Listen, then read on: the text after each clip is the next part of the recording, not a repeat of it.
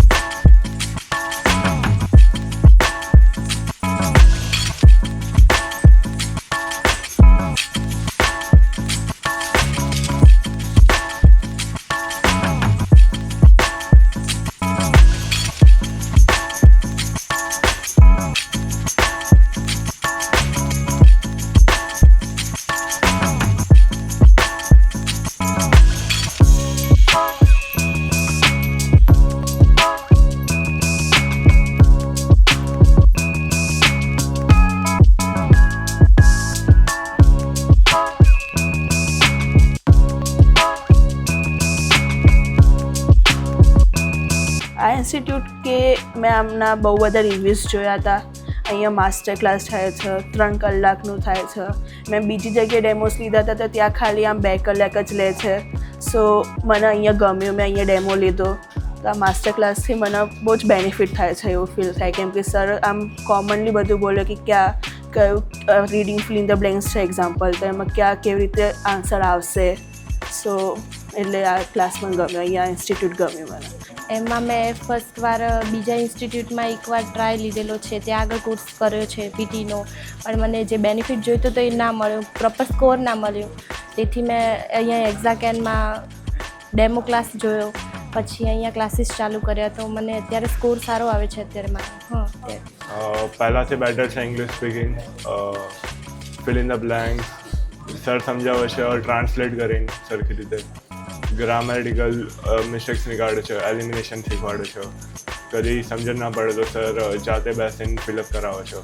અહીંયા મેં ઓનલાઈન પહેલાં તો રિવ્યૂઝ દેખ્યા હતા, રિવ્યૂઝને જોઈને સરના અમુક વિડીયોઝ બી જોયા હતા, તો ત્યાં અહીંયા મને સારું લાગ્યું કે અહીંયા ટીચિંગનું ને સારું છે.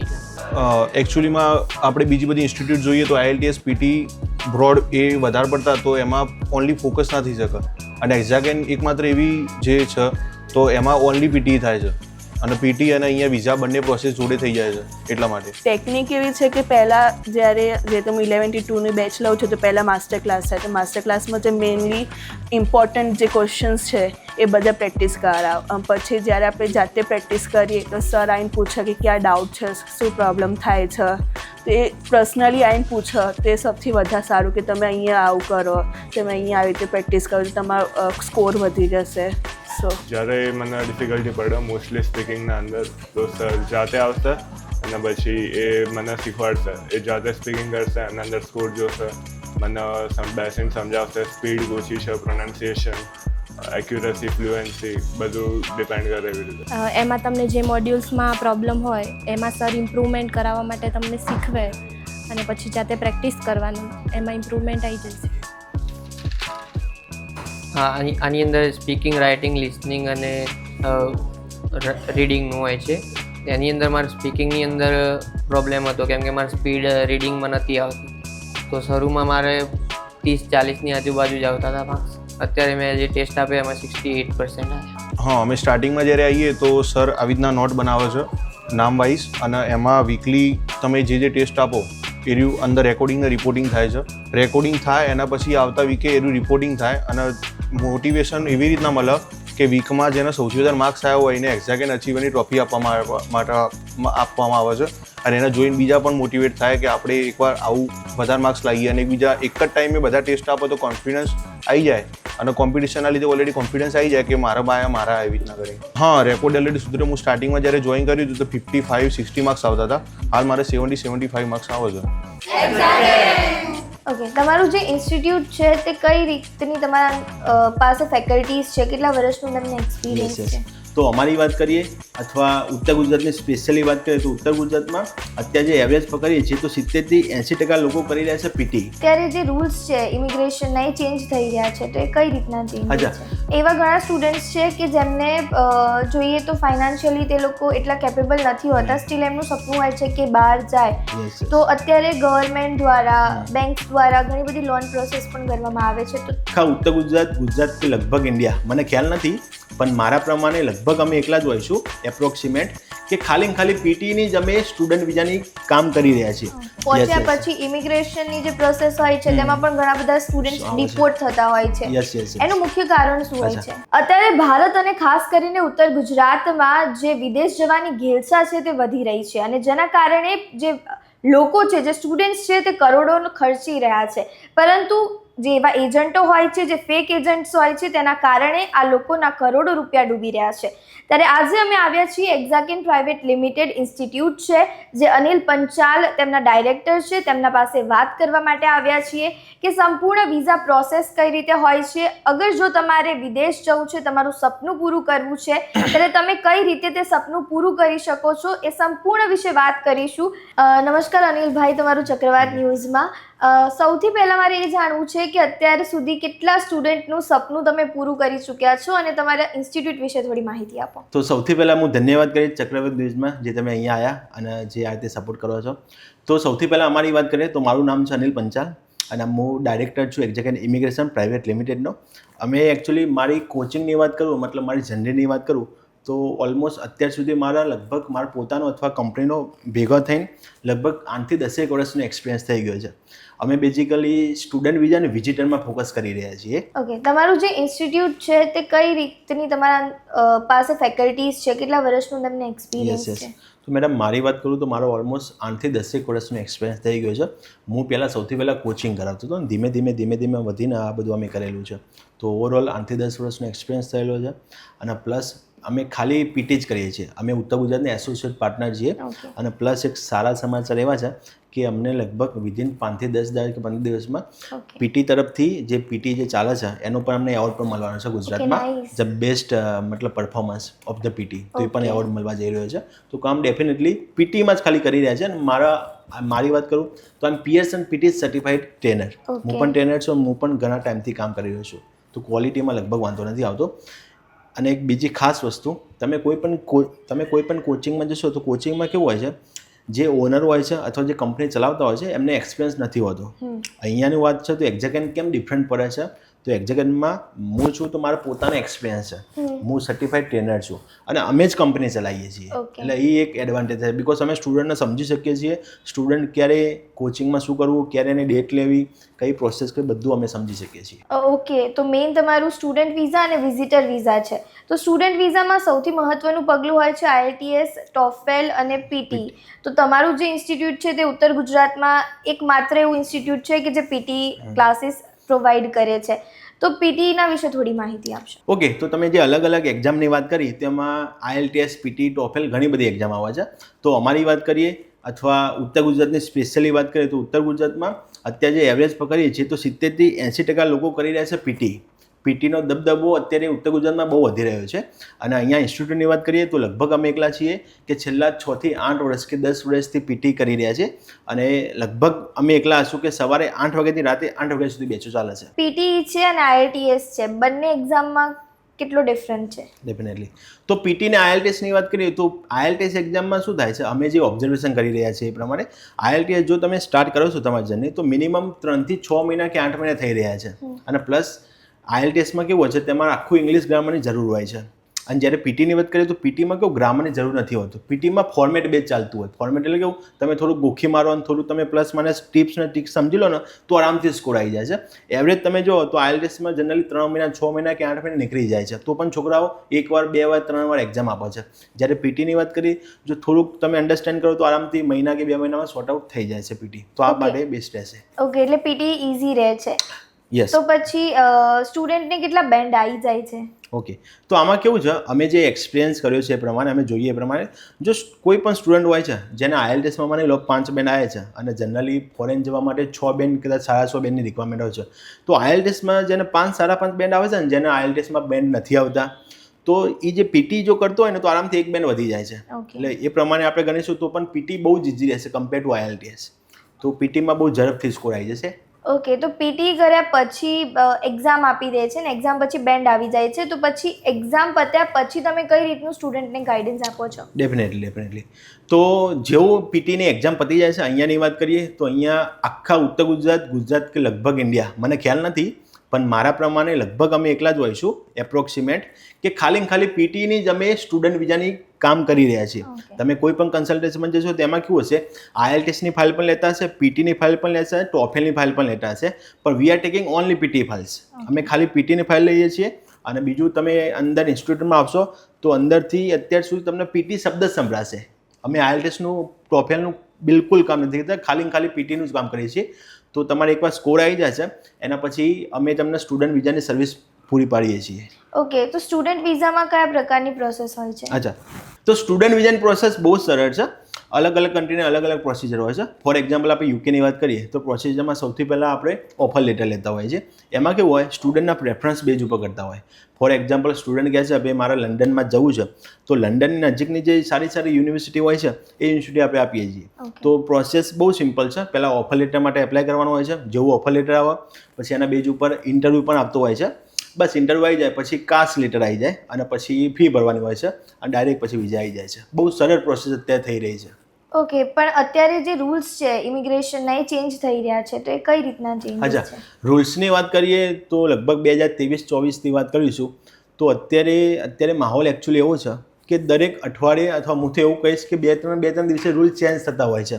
તો એના માટે બેસ્ટ સજેશન અમારું રહેશે કે તમારા જો વિઝા કન્સલ્ટન્ટ હોય તો તમે એમની કોન્ટેક્ટમાં જ રહો કે જેથી કરીને તમને રેગ્યુલર બેઝિસમાં અપડેટ મળે. અમારી પણ કન્સલ્ટન્સી ત્યાં ઘણી બધી કન્સલ્ટન્સી છે. તો સ્ટુડન્ટને પ્રોપર અપડેટ રહેવું છે તો ડેફિનેટલી એમને ફોલો કરો જેથી કરીને પ્રોપર નોલેજ મળશે તો પછી કેવું કોઈ કન્સર્ન થશે નહીં. યુનિવર્સિટી ક્લિયર કર્યા પછી USA અને યુકેમાં ઇન્ટરવ્યૂ હોય છે, જેમ તમે કીધું યુકેમાં પણ ઇન્ટરવ્યૂ હોય છે, તો પછી એની તમે કઈ રીતે તૈયારી કરાવડાવો છો? અચ્છા, ઇન્ટરવ્યૂમાં એવું હોય છે કે સૌથી પહેલાં પીટીમાં જે સ્ટુડન્ટ સ્કોર આવ્યો છે એનો ઓલરેડી ઇંગ્લિશ સારું હોય છે. તો પણ અમે અમારી સાથે શું કરીએ છીએ, યુનિવર્સિટીનો ઇન્ટરવ્યૂ હોય છે તો એમાં પણ અમને એટલીસ્ટ 10 થી 15 દિવસ મળતા હોય છે. તો પણ અહીંયા અમારા જે એક્સપર્ટ ફેકલ્ટી હોય છે એમના ગાઈડન્સમાંથી અમે પ્રિપરેશન કરાવીએ છીએ અને એના બેઝ ઉપર અહીંયા કન્ડક્ટ પણ ઇન્ટરવ્યૂ પણ એકચ્યુઅલી જે યુનિવર્સિટીમાં જે ઇન્ટરવ્યૂ લે છે એવો અહીંયા માહોલ પણ ક્રિએટ કરીએ છીએ. અને જેથી કરીને કેવું સ્ટુડન્ટ અહીંયા જો ઇન્ટરવ્યૂ આપે છે અહીંયા પાસ થઈ જાય છે પછી જ એને એકચ્યુઅલી ઇન્ટરવ્યૂ કરાય છે જેથી લગભગ કંઈ કન્સર્ન આવતો નથી. ઓકે, તો જેને USA યા UK ઓર કેનેડા, ઓસ્ટ્રેલિયા અલગ કન્ટ્રીઝમાં જવું છે તો તેને ફાઇનાન્શિયલી કઈ રીતે પોતાનું બેકઅપ રાખવું જરૂરી છે? આ મેડમ બહુ મસ્ત સવાલ છે તમારો. ફાઇનાન્શિયલમાં કેવું છે, અત્યારે ફોરેન કન્ટ્રીમાં ફાઇનાન્શિયલ બહુ વધી ગયું છે. ફોર એક્ઝામ્પલ યુકેની વાત કરીએ તો ફાઇનાન્શિયલ મિનિમમ 20 થી 30 લાખ ફંડ માગે છે. USAની વાત કરીએ તો લગભગ મારા પ્રમાણે 35 થી 45 લાખ હશે. ઓસ્ટ્રેલિયાની વાત કરીએ તો 30 થી 40 લાખનો ફંડ માગે છે. તો આમાં અમારા સાઈડથી એવું રેકમેન્ડ હશે, જો તમારે ફાઇલ કરવાનું વિચારી રહ્યા હોય તો તમે એટલીસ્ટ 3 થી 6 મહિના પહેલાં આવો જેથી કરીને કેવું અમે પ્રોપર ગાઈડન્સ આપી શકીએ. ફોર એક્ઝામ્પલ ઓસ્ટ્રેલિયાની વાત કરીએ તો ઓસ્ટ્રેલિયામાં કેવું છે, 3 મહિના મિનિમમ ફંડ જોશે, 30 થી 35 લાખ કે 35 થી 40 લાખ. તો થોડુંક તમે પ્રિપેર કરીને આવી શકો છો ને પહેલાં તો દેટ વુડ બી ગ્રેટ. અને અમે એ જ કહીએ છીએ. એટલે અમારે અહીંયા શું પ્રોસિજર હોય છે, જેવો સ્ટુડન્ટ કોચિંગ માટે આવે છે એવું જ એને અમે કન્સલ્ટ કરીએ છીએ. અને સ્ટુડન્ટ જો રેડી થાય છે એ એના પપ્પાને લઈને આવે છે અને જો રેડી થાય છે તો અમે ડાયરેક્ટ શું કરીએ છીએ, કોચિંગ પણ કરાવીએ છીએ અને સાથે ફાઇનલી પ્રોસિજર પણ ચાલુ કરીએ છીએ જેથી કરીને એનો જે પ્રોપર ઇન્ટેક હોય છે તો ઇન્ટેકમાં મળી જાય છે. ઓકે, એવા ઘણા સ્ટુડન્ટ્સ છે કે જેમને જોઈએ તો ફાઇનાન્શિયલી તે લોકો એટલા કેપેબલ નથી હોતા, સ્ટીલ એમનું સપનું હોય છે કે બહાર જાય. તો અત્યારે ગવર્મેન્ટ દ્વારા, બેંક્સ દ્વારા ઘણી બધી લોન પ્રોસેસ પણ કરવામાં આવે છે, તો એ વિશે તમે શું? ડેફિનેટ. તો એમાં કેવું છે, અમારો ઓલરેડી ટાઈપ છે બધી બેંકોમાં. તો કોઈ પણ સ્ટુડન્ટ આવે છે, માની લો જે એમના જોડે કેપેબલ નથી તો એમને પણ લોન પણ કરી આપીએ છીએ. એમાં અલગ રીતે લોન થતી હોય છે. For example secure loan. Secure એટલે શું, તમારા ઘર મોર્ગેજ બેઝ ઉપર થતું હોય. અનસિક્યોર લોન એટલે તમારા એજ્યુકેશન બેઝ ઉપર થતું હોય, તો એ પણ અમે કરીએ છીએ. પ્લસ જે ગવર્મેન્ટની તમે વાત કરીએ તો સહાયક યોજનાવાળી પણ લોન આવે છે જે એકચ્યુઅલી વિઝા આવી જાય ને પછી મળે છે. તો એના પર્સન્ટેજ બહુ જ ઓછા હોય છે, જે બધો સપોર્ટ અમે અહીંયાથી કરીએ છીએ. ઇન શોર્ટ, પાસપોર્ટથી લઈને, તમારે જો પાસપોર્ટ પણ નથી તો પાસપોર્ટથી લઈને કોચિંગ પછી આવશે તમારી વિઝા પ્રોસેસ અને વિઝા પ્રોસેસથી પછી ટિકિટ, બધું ફૂલ સપોર્ટ અમે આપીએ છીએ. ઓકે, અને આફ્ટર પહોંચ્યા પછી ઇમિગ્રેશનની જે પ્રોસેસ હોય છે તેમાં પણ ઘણા બધા સ્ટુડન્ટ્સ ડિપોર્ટ થતા હોય છે. એનું મુખ્ય કારણ શું હોય છે? મારા પ્રમાણે એનું મુખ્ય કારણ એવું છે કે સ્ટુડન્ટ આમાં કેવું છે મેડમ, સ્ટુડન્ટ પહેલેથી પ્રોપર જેન્યુઇન તૈયારી કરીને લાવેલો હશે તો એને કોઈ કન્સર્ન નથી આવતું. અમે જે જોયું છે એ પ્રમાણે. અને ડિપોર્ટના કેસ બહુ જ ઓછા હોય છે. એ કયા સ્ટુડન્ટ હોય છે જે થોડુંક મતલબ પીટીમાં સેટિંગથી બેન લાવેલો હોય અથવા આઈએલટીએસના સેટિંગથી બેન લાવેલો, જેને ઇંગ્લિશ નથી આવડતું એનું કન્સર્ન થાય છે. પણ અમારી પ્રોસેસમાં કેવું છે, અમે કોચિંગ કરાવીએ છીએ તો પણ એને ઇંગ્લિશ આવડશે, પછી ઇન્ટરવ્યૂ કરાવીએ છીએ તો પણ એને આવડશે. એટલે ધીમે ધીમે એની પ્રોસેસ આપણે સ્ટેપ બાય સ્ટેપ કરાવીએ છીએ. અને જે ઇમિગ્રેશનની વાત છે તો ઇમિગ્રેશનનું પણ અહીંયા આપણે પ્રેક્ટિસ પ્રોપર કરાય છે, જેથી કરીને એને કોઈ કન્સર્ન નથી આવતો. અને ઇમિગ્રેશનમાં કેવું છે, આપણને એવું લાગે છે કે બધા પ્રશ્નો પૂછે, પણ એકદમ નોર્મલ બેઝ ઉપર ઇન્ટરવ્યૂ હોય છે. જો તમને ઇંગ્લિશ ફાવે છે અને તમે જેન્યુઇન કરેલું છે તો મારા પ્રમાણે હજુ સુધી મને લાગતું નથી કોઈ જેન્યુઇન સ્ટુડન્ટને કન્સર્ન આવ્યો હોય. ઓકે, અહીંયા ગયા વિદેશ ગયા પછી ઘણા બધા સ્ટુડન્ટ્સને એવું હોય છે કે અકોમોડેશન, જોબ, તો એના ઉપર તમે શું કહેવા માંગશો? કારણ કે ઘણા બધા સ્ટુડન્ટ્સ અત્યારથી જ ગભરાઈ જાય છે કે અમે ત્યાં જઈને શું કરીશું. શું કરશો? ડન. તો આમાં મેડમ કેવું છે, એઝ આઈ ડિસ્કસ્ડ, મેં વાત કરી પ્રમાણે અમે કેવું છે ફૂલ સર્વિસ આપીએ છીએ. મતલબ અહીંયા જો સ્ટુડન્ટ આવી જાય છે તો વાત કરી પ્રમાણે પાસપોર્ટથી લઈને વિઝા તો ચલો આવી ગયા, વિઝા પછી માનો લોકો સ્ટુડન્ટ જાય છે, અમારે મેન 5 કન્ટ્રીઓ છે, 5 કન્ટ્રીનો અમે વધારે કામ કરીએ છીએ: Australia, New Zealand, UK, USA, Canada. એમાં માની લો સ્ટુડન્ટ ઓસ્ટ્રેલિયા ઉતરે છે, મેલબોર્ન, ડિસ્ની કે બ્રિસ્બેન કે કોઈ પણ જગ્યાએ, તો એમાં કેવું છે અમે એકોમોડેશન સપોર્ટ આપીએ છીએ. એકોમોડેશન સપોર્ટમાં એવું છે કે એના લેવા માટે લેન્ડિંગ સપોર્ટ પણ આપી દઈએ છીએ, પ્લસ એને રહેવા ખાવાનું જે એકોમોડેશન હોય એ પણ આપીએ છીએ.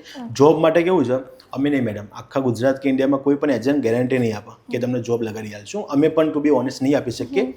પણ અમારા છોકરાઓ ઓલરેડી હોય છે. તમારે એકવાર વિઝા આવી જાય તો અમે છોકરાઓને ઓલરેડી વોટ્સઅપમાં મેસેજ કરી દઈએ છીએ કે ભાઈ છોકરા આવા છે, તો એ પ્રમાણે સંભાળ લે છે. લગભગ જોબ પણ મળી જતી હોય છે. 90% પ્લસ ચાન્સીસ રહે છે કે અહીંયાથી કોઈ સ્ટુડન્ટ હશે તો એને જોબ પણ લગભગ મળી જશે. તમારા મત પ્રમાણે અત્યારના જે રૂલ્સ એન્ડ રેગ્યુલેશન્સ છે એમાં કઈ કન્ટ્રી બેસ્ટ છે સ્ટુડન્ટ્સ માટે ત્યાં આગળ ભણવા જવા માટે? ડેફિનેટલી. તો અત્યારે મેડમ આપણે જોઈએ છીએ એ પ્રમાણે યુએસએની તમે અત્યારે કરંટ સિચ્યુએશન જોતા હશો ડોનાલ્ડ ટ્રમ્પના લીધે, એમાં કંઈ એટલું ફિક્સ નથી, બિકોઝ નવા નિયમ આવી જ જાય છે. તો મારા પ્રમાણે અત્યારે જોઉં તો એકદમ સરળ કન્ટ્રી અને બહુ જલ્દી વિઝા આવી જતા હોય તો એક યુકે છે. યુકેમાં બહુ જલ્દી વિઝા આવી છે.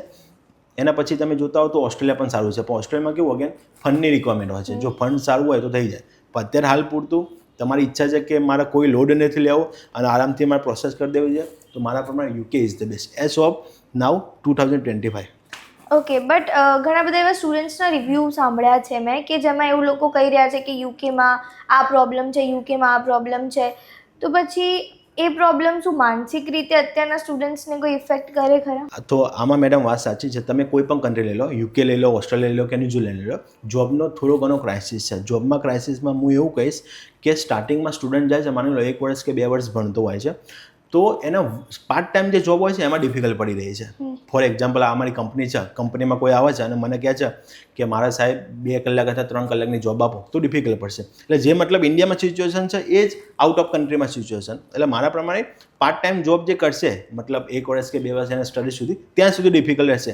એકવાર એ પાર્ટ ટાઈમથી ફૂલ ટાઈમ આવે છે પછી લગભગ કોઈ કન્સર્ન આવતું નથી. અને લંડનની વાત કરીએ, તમે જે વાત કરી, તો લંડનમાં કેવું છે, લંડનનો છે પણ આઉટસાઇડ લંડનમાં તમે પણ ટ્રાય કરી શકો. જો તમે બર્મિંગહામ છે, માન્ચેસ્ટર છે, લીડ્સ છે, તો આમાં કેવું આઉટસાઇડ જશો તો ચાન્સીસ રહેશે. સ્ટુડન્ટને કેવું છે યુકે એટલે લંડન જ ખાલી છે ફોકસમાં, પણ આઉટસાઇડ લંડન જશો તો there are lots of opportunity that you have. Visa rejection પછી સ્ટુડન્ટને શું કરવું જોઈએ? અચ્છા, વિઝા રિજેક્શનની તમે વાત કરી તો મારું એક જ મંતવ્ય છે. મેં જે વાત કરી 2025માં યુકેની વાત કરતા હોય તો તમે એવું નથી કે અમારી કન્સલ્ટન્સી, નોર્મલી તમે કોઈ પણ કન્સલ્ટન્સીમાં જોશો યુકેમાં વિઝા રિજેક્શન આપતું નથી.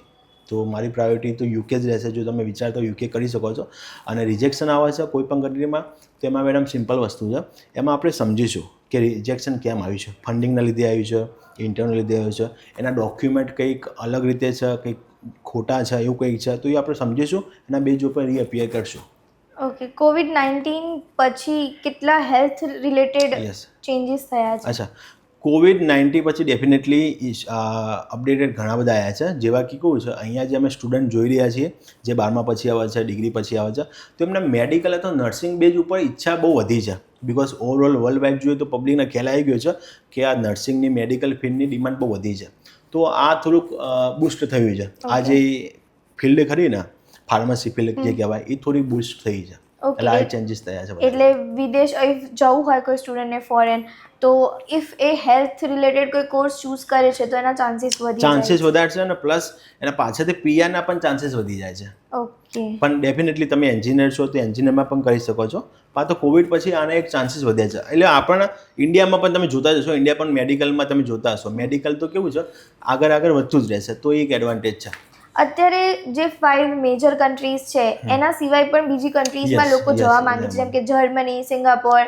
તો Right. એવા સ્ટુડન્ટ્સને શું ગાઈડન્સ આપો યસ, છો? આમાં મેડમ કેવું છે, અમે ડિવાઇડેડ કરેલું છે. ફોર એક્ઝામ્પલ તમે 12th અથવા ડિગ્રી કરેલી છે, જો એમાં તમે પ્રોપર સ્કોર આવ્યો છે તો આ મેન 5 કન્ટ્રી થઈ જશે: Australia, New Zealand, UK, USA, Canada.